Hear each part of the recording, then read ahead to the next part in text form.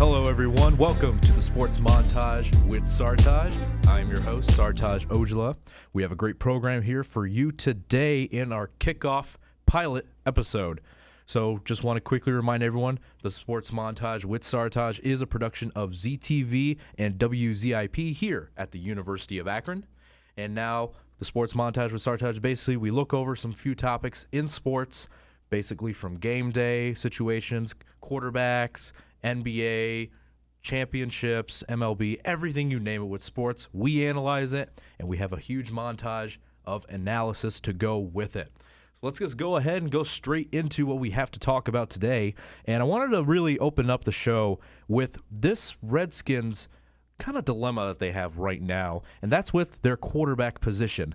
It won't be a story without talking about the quarterbacks at the Washington Redskins.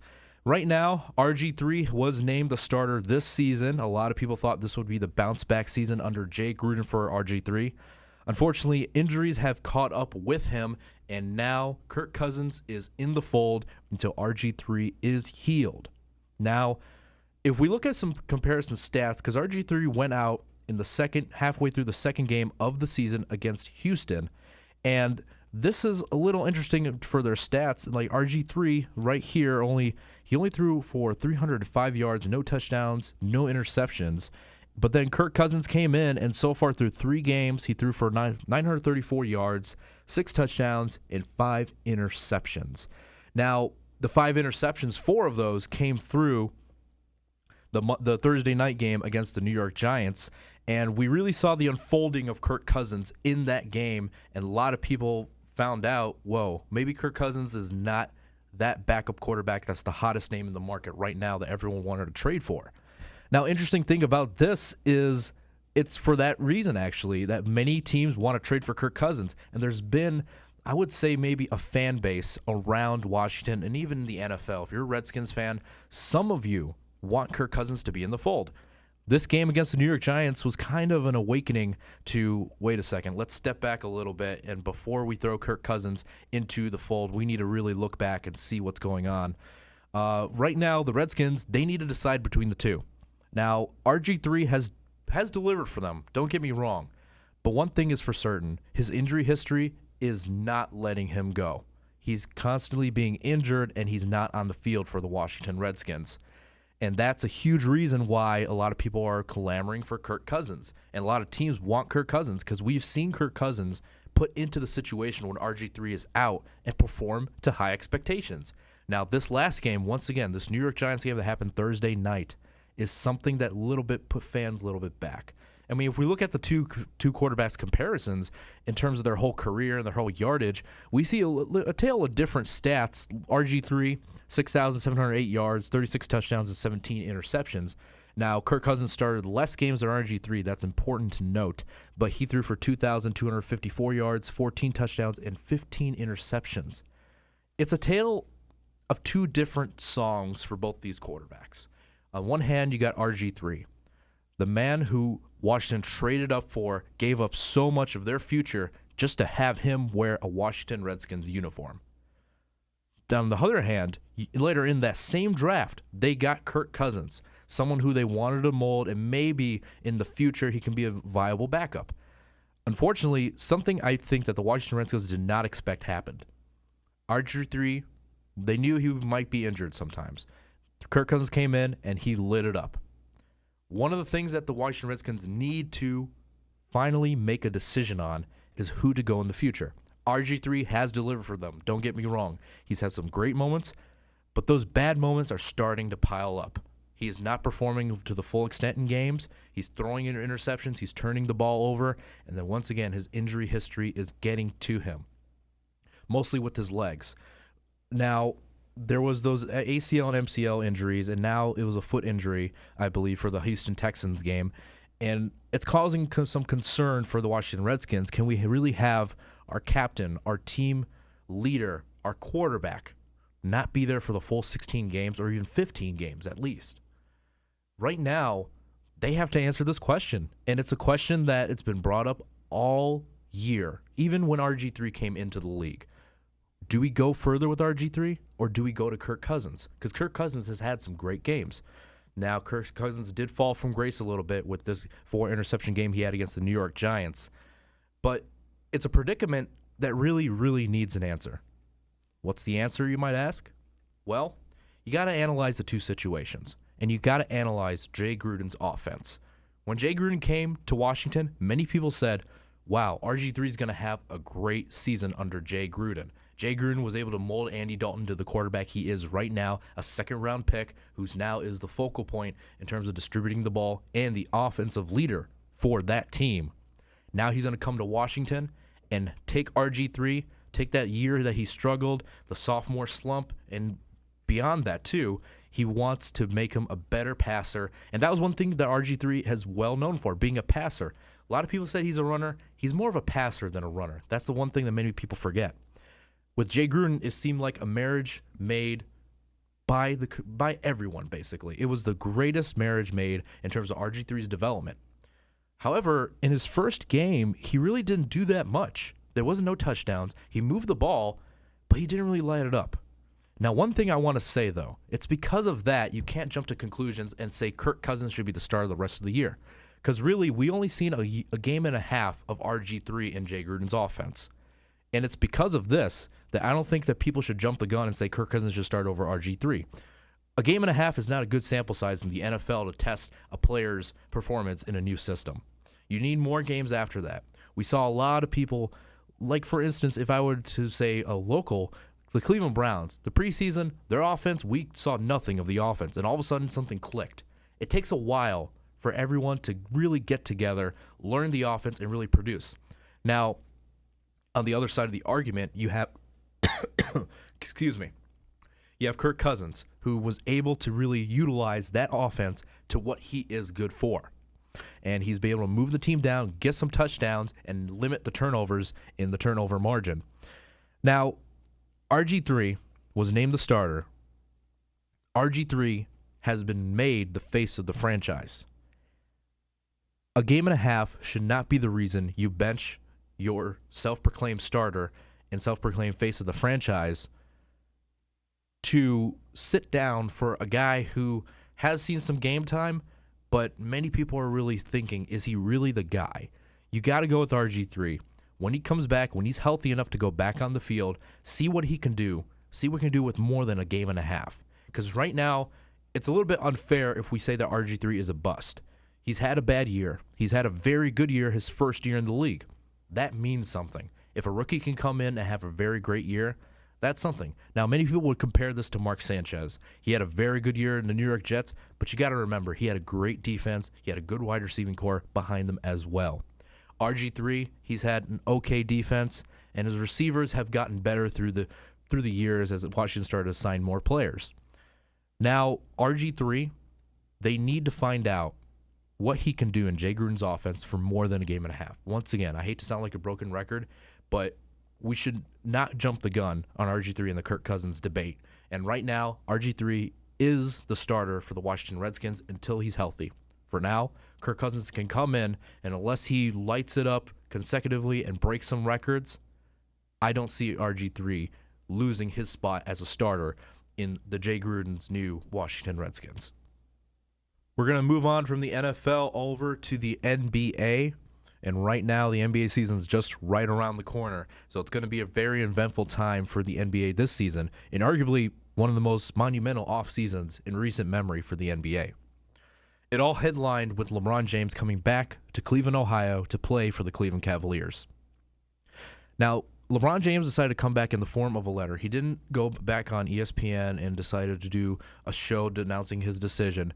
No, he decided he wanted to come out really under the radar.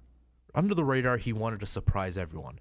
And honestly, his goal, I thought, went above and beyond in terms of reaction. We can talk about Cleveland reacting to this all we want, but right now, the entire NBA outscope, the fans, the teams, the players, everyone. This letter changed the scope of the NBA in general. It's not just about the Cleveland Cavaliers. Don't get me wrong. The Cleveland Cavaliers are getting a great player who they had before, and now the finals contention talks are starting. Really, I mean, it's merited because when you have one of the best players in the world on your team, you deserve to be talking about the finals. That's for sure. Now, one thing, though, about LeBron James and him coming back, it changes the entire scope of the NBA because right now is another team that many people have to really look at and wonder, is this the team that is the team to beat in the NBA? Right now, the Cleveland Cavaliers, they had a monumental offseason with this headline with LeBron James, and they also traded for Kevin Love from the Minnesota Timberwolves. They parted with Andrew Wiggins, their number 1 overall pick from this past NBA draft, and decided to go for winning right now rather than waiting from the future with Kevin Love. Pair that with Sean Marion, potentially Ray Allen, we don't know yet, Mike Miller, James Jones, and a bunch of other signings. You have a great core of veteran leadership already added to this young roster that is headlined by Kyrie Irving. This roster is way different than it was, I would say maybe 3-4 months ago. Just by the addition of LeBron James, this roster had almost a halfway of a makeover. And right now, the team is oozing with veteran leadership and youthful energy right now to maybe make this team maybe a championship contender. Now, a lot of people are pumping the brakes right there, and it's with good merit, too. You got the San Antonio Spurs, who just recently won the NBA title. And they played probably one of the best displays of basketball we have ever seen in the NBA when they faced the Miami Heat and were able to take the series over Miami after many people thought Miami was going to three-peat and win the NBA title once again. We saw a Spurs team that every time we say they're old, they're out of it, they can't, I mean, it's going to hit them eventually. Every time we say that, it never happens. And that's one thing that I want to say about, we can't count out the San Antonio Spurs this year. Cannot at all. They've got a lot of their key players returning and more experience added to their young group. And Kawhi Leonard, he's someone that could be one of the players to watch this season. And we already saw his display of his offensive and defensive skills in the NBA Finals when he had to guard LeBron James, Dwayne Wade, and a bunch of other players on the Miami Heat. Now, what's interesting is there are also other teams coming into the fold as well when you're talking about a championship. You got the Chicago Bulls. The Bulls improved their roster. They're getting Derrick Rose back. Assuming that he's healthy, the Chicago Bulls are a way different team than they were last year. Add that Pau Gasol, the man who never, ever pays attention to age. He's like a San Antonio Spur, really. He's getting up there. I believe he's 33 years old, and he still plays with a chip on his shoulder, and he still wants to chase another championship. So the Chicago Bulls are also a team to reckon. Adding to that, you got the Golden State Warriors, who are on the up and coming. You got the Los Angeles Clippers. But one thing is for this. Are we starting to see a rise of Eastern teams versus the West? We can talk about the Western Conference all we want. The Western Conference is the powerhouse of the NBA. The Eastern Conference has been a little bit lacking really talent on each of the teams. But now we may be seeing a future change, maybe a balance of power. It might not happen within the next few years, but still, we might see a change in terms of not one conference is going to overpower another. We're going to see some changes. Next season is going to be another big offseason for the NBA when Kevin Durant potentially could opt out of his contract, and there's been a lot of rumors about where he's going to go. Now, in terms of the Cleveland Cavaliers and LeBron James, do they have a chance to reach the finals? You got to think, yes, they have a chance. Their biggest two opponents right now in the NBA. Everyone else is going to be a big opponent for the Cleveland Cavaliers. Don't get me wrong. But their two biggest opponents is the Chicago Bulls in their own conference. The Eastern Conference is going to be Chicago Bulls and Cleveland Cavaliers. They also, when they reach the finals, if they reach the finals, the San Antonio Spurs are a team not to be reckoned with. They're a team that can really expose the weaknesses of any other team in the NBA. You name it, they can find a weakness and they can exploit it. The Cavaliers have someone in LeBron James who's wiser, has more of a feel and more of an understanding of being a leader, and now he's already added to a group of talent on the roster. When he was last in Cleveland, you can argue that the talent was not that good. And now obviously, we can all agree that the talent now in Cleveland is way better than it was in 2010, I believe, when LeBron James decided to leave and go to Miami. It's a totally different roster, and a roster that really attracted LeBron James to come back and really win a championship for Cleveland. The one thing that he said when he was drafted, his goal is to win a championship for Cleveland. It's going to be hard. There's going to be growing pains. If you add a lot of players to this fold, and you have a new coach in David Blatt, it's going to take a while.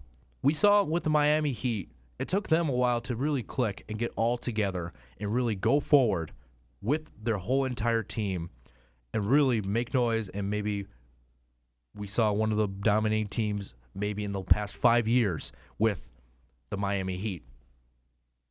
LeBron James with Kyrie Irving, Tristan Thompson, Dion Waiters, Kevin Love, Anderson Varejao is way, way better than Mo Williams, LeBron James, and Anderson Varejao and Zydrunas Ilgauskas. This is going to be a team to watch.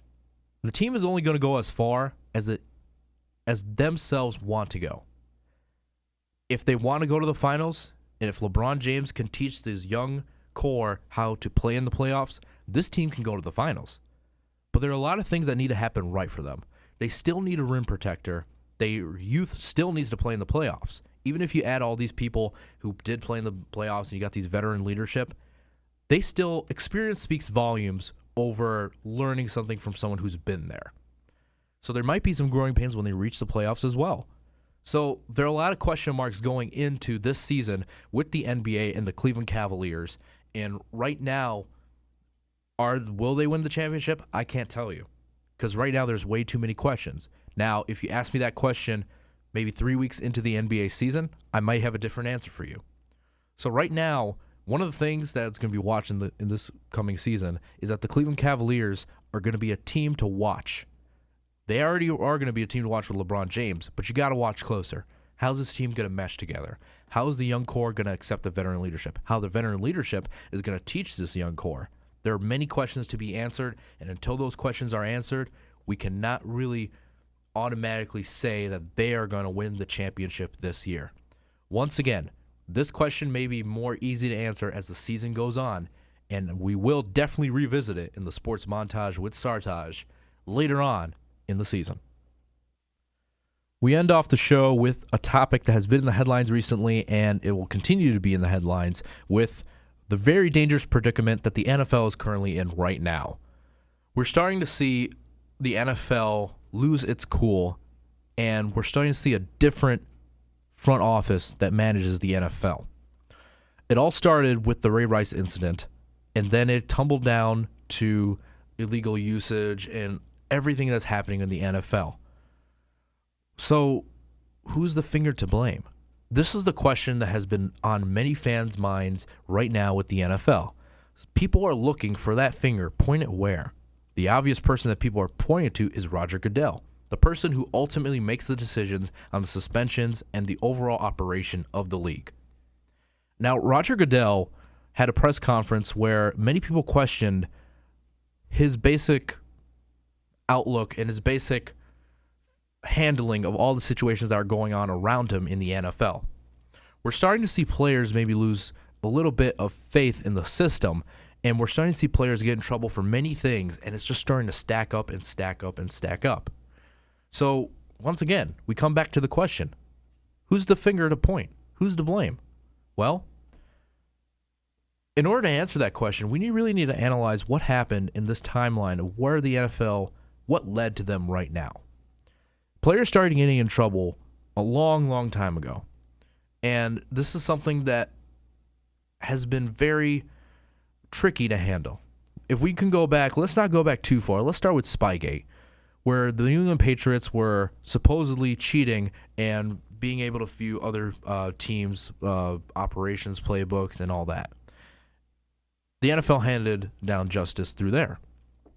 Then we saw the next big thing in the Bounty Gate, where the New Orleans Saints defensive coordinator, Greg Williams, installed a little bounty program for everyone so that there was a pot and many people put money in there so they can put in money for who had the biggest hits on what players and where. NFL, swift action, punished them. And then there's a little bit of silence, just a little bit. And then all these occurrences, players getting in trouble, and this Ray Rice incident that has been in the headlines for so long, and it's all starting to really stack up. And right now, the NFL is looking at their paper pile right now. Beforehand, before the Ray Rice incident ever came in, maybe it was about yay high. And now it's starting to stack up where the NFL is looking at it and they're getting very intimidated of what's happening in their own league. The problem is not the players. The problem is not the people who run the league. The problem may stem from basically the system that is in place where these things happen. But we still can't point the finger of blame to them at the system and what things are going on right now for players to get in trouble. For now, there's a mysterious figure that we can only point to, and who that mysterious figure is, we don't know. Many people are saying it's Roger Goodell. Maybe people are saying it's someone else in the league office. Or maybe people are saying maybe the players are to be blamed for it. We will not know at all what's going on in the NFL. The NFL, one thing can be for sure. Fans are not going to stop watching the product. Fans are not going to stop buying jerseys. Fans will not stop the support of football. But what thing is really peculiar is how will the NFL react to this? Right now, they're taking swift action to try to remedy the situation, remedy the image of the league, and try to fix everything right now. But you got to think, the thing that the NFL is doing good right now is they're not letting the fans influence their decisions. And what I mean by that is this. You got to agree, sports is a business. No matter what, everything talks and starts with business. I just mentioned earlier, fans, they're not going to stop watching the games. They're not going to stop buying jerseys, and they won't stop attending these events. One thing that the NFL is doing right is they're not letting that influence them. Until the NFL uses that as a mechanism to say, okay, our sales are up, our sales are really good, people are still going to the games, so we don't have to worry about these scandals. Until the NFL does that, then I think we can properly attach that meltdown name that's been attached to the NFL for all this time. Because right now, the NFL is trying to fix its image. It's an image that is really tarnished a lot by all these recent events that have been happening in the NFL. Right now, football will never be in question in America. Football is a big sport in America and was not going away anytime soon. However, your image is something that is people portray you as. Your character is something that you show. Right now, the NFL can show their character all they want, but their national image is in major, major disarray. And that is the important thing when we have to think about who to point the finger to. Whose image is really at stake here? How long will the NFL go towards trying to fix their image and not letting the fans influence their decisions here on out? Because that finger of blame is going to go around until it eventually points at someone that is clear as day. And it could be, unfortunately, hopefully this time will never happen. But if that finger of blame is pointing to someone clearly, we may see a major change in football in America. Well, that is all we have for this week's show for the Sports Montage with Sartaj. Thank you for joining me. I enjoyed basically talking sports and rambling about sports because that is my job and that is what I do here at ZTV and WZIP. Always watch ZTV channel 45-1 and also listen to WZIP 88.1. Thank you very much for listening. This is Sartaj. I am Sartaj. We will see you next time.